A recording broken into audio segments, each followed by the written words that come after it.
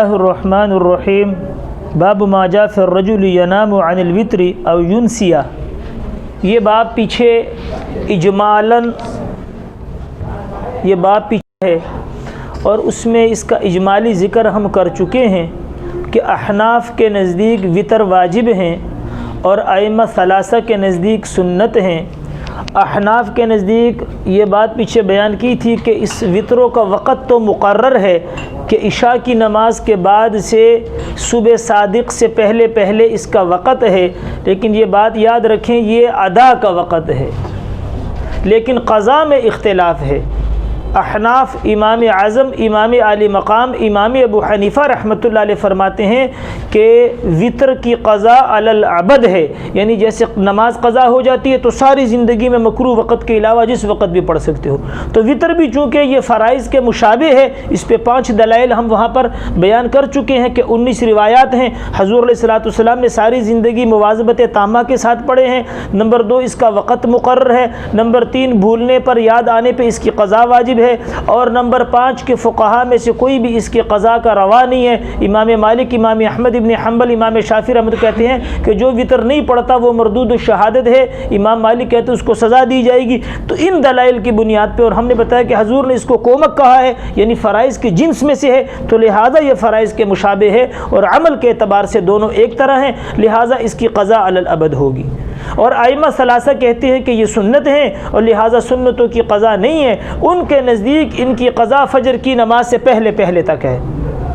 کہ فجر کی نماز نہیں پڑھی تو اس کی قضا ہے، اور فجر کی نماز پڑھ لی تو وطر کی قضا ختم ہو گئی، اب گناہ لازم ہو گیا۔ لیکن اس باب میں امام ترمذی رحمۃ اللہ علیہ 4 حدیثیں لے کر آئیں گے۔ 3 حدیثیں جو پہلی ہیں اس میں انہوں نے اس کا مطلب یہ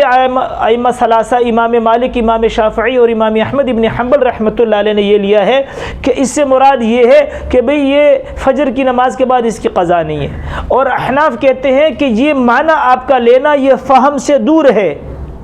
بعید از عقل ہے۔ اس تینوں حدیثوں میں حضور علیہ الصلوۃ والسلام نے وطر کے ادا کا وقت بیان کیا ہے کہ بھئی وطر صبح صادق سے پہلے اس کا وقت ادا ہے، صبح صادق کے بعد اس کا وقت قضا ہے۔ ان تینوں روایات میں کسی جگہ پر بھی یہ نہیں ہے کہ فجر کی نماز پڑھنے کے بعد وطر کی قضا نہیں ہے، صرف ان 3 روایاتوں میں وطر کے ادا کا وقت حضور علیہ الصلوۃ والسلام نے بیان فرمایا کہ اس پہ سبقت کرو صبح صادق سے پہلے، یعنی صبح صادق سے پہلے اس کو پڑھو۔ اور اس کی دوسری دلیل یہ ہے کہ اوتر اذا خفت الصبح فاوتر برکعۃ، جس سے پیچھے اختلاف پیدا ہوا، اسی لیے تو حضور نے فرمایا کہ اگر 2 رکعت تہجد کی پڑھنے کے درمیان آپ کو خیال آیا کہ میں اس پہ سلام پھیروں گا تو اثرینو 3 رکعت نہیں پڑھ سکوں گا، تو حضور علیہ الصلوۃ والسلام نے بتایا کہ اس آدمی کو چاہیے کہ وہ قاعدے پہ بیٹھ کے سلام نہ پھیرے، عبدہ رسول پہ کھڑا ہو جائے، 1 رکعت ساتھ اور ملا لے اور اس 2 نفل کو اس کے ساتھ ملا کر اپنا وطر بنا لے۔ لیکن یہ نہ تو حضور علیہ السلام کا معمول تھا، نہ حضور علیہ السلام نے ایسا کیا، یہ ایک عارضی طور پہ بتایا گیا ہے۔ بات سمجھ میں آ گئی؟ تو یہ 3 حدیثوں میں وطر کے ادا کا وقت ہے، اس کے قضا کا نہیں ہے۔ اور چوتھی روایت جو ائمہ ثلاثہ کی صریح روایت ہے جس میں یہ آتا ہے کہ بھئی وطر کا جو صبح کے فجر کے بعد اس کی قضا نہیں ہے، لیکن باب میں رویہ سے امام ترمذی رحمۃ اللہ علیہ نے اس کو نقل کیا ہے۔ اصل میں یہ روایت جو ہے علامہ محمد بن نصر المروزی رحمۃ اللہ علیہ کی کتاب ہے قیام اللیل، اس کے صفحہ نمبر 138 پر یہ حدیث نقل کی گئی ہے، لیکن اس حدیث کا جو دار و مدار ہے وہ ابو ہارون عمارہ بن جوین السعدی یا العبدی کے اوپر ہے،